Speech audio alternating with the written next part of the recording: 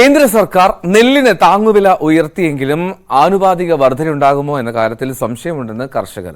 മുൻകാലങ്ങളിൽ കേന്ദ്രം താങ്ങുവില കൂട്ടിയാലും കർഷകർക്ക് പ്രയോജനം ലഭിക്കാറില്ല.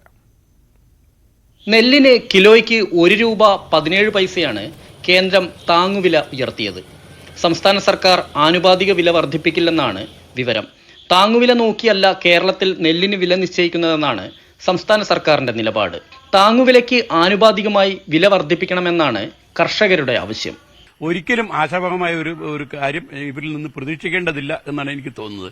കഴിഞ്ഞ 3 സാമ്പത്തിക വർഷവും ഓരോ സാമ്പത്തിക വർഷവും കേന്ദ്ര ഗവൺമെന്റ് കൂട്ടുമ്പോൾ കഴിഞ്ഞ കാലഘട്ടങ്ങളിലൊക്കെ കേന്ദ്ര ഗവൺമെന്റിന്റേതായിട്ടുള്ള കോൺട്രിബ്യൂഷൻ ഉണ്ടാകുമ്പോൾ സംസ്ഥാന ഗവൺമെന്റ് ഒരു നിശ്ചിത സംഖ്യ വർദ്ധിപ്പിക്കുമായിരുന്നു. എന്നാൽ ഈ കഴിഞ്ഞ 3 വർഷമായിട്ട് കേന്ദ്ര ഗവൺമെന്റ് കൂട്ടുന്ന ആ സാമ്പത്തികമായിട്ട് കുറച്ച് കൊണ്ടുവരുന്ന ഒരു സമീപനമാണ്.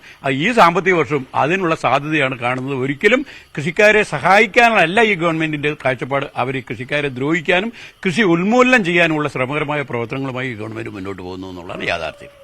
കേന്ദ്ര സംസ്ഥാന വിഹിതവും കയറ്റിറക്ക് കൂലിയുമെല്ലാം ഉൾപ്പെടെ ₹33.64 കർഷകർക്ക് 1 കിലോ നെല്ലിന് ലഭിക്കേണ്ടത്. കർഷകർക്ക് ലഭിക്കുന്നതാകട്ടെ ₹28.32.